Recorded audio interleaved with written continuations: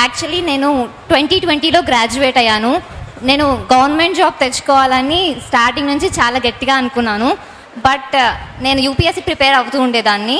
తర్వాత బ్యాంక్ కోచింగ్కి శ్రీధర్స్లో జాయిన్ అయ్యాను. 2.5 yearsగా ప్రిపేర్ అవుతున్నాను. ఇనిషియల్గా నేను మిస్ అయ్యాను చాలా, అంటే రాసాను ఎగ్జామ్స్, బట్ 1 mark 2 marksతో పోయేవి.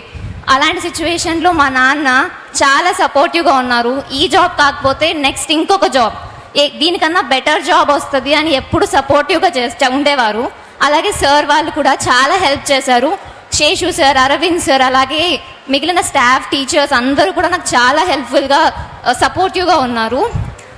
నేను అందరికీ చెప్పేది ఒకటే, సక్సెస్ లేట్ అవ్వచ్చు, బట్ ఖచ్చితంగా వస్తుంది మనం హార్డ్ వర్క్ చేస్తే.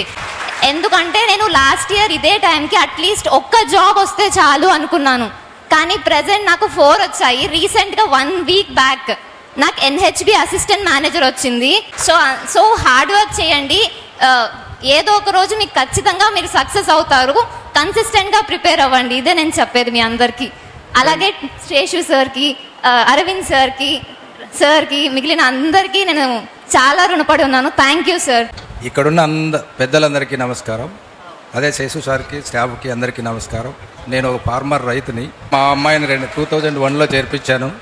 ప్రతిసారి ఫెయిల్యూర్ అవుతూ వచ్చినప్పుడల్లా, ఏడ్చినప్పుడల్లా నీకు మంచి జాబ్ వస్తుంది, తప్పకుండా నువ్వు సఫర్ కావద్దని చెప్పేవాడిని. అదేవిధంగా శేషు సార్ కూడా మీ అమ్మాయికి ఏదో ఒక రోజు 2-3 జాబులు వస్తాయి, ఏం వరీ కావద్దని చెప్పేవాడు. కానీ ఈరోజు 4 జాబులు వచ్చాయి, 2 POలు 2 క్లర్కులు వచ్చాయి. Thank you.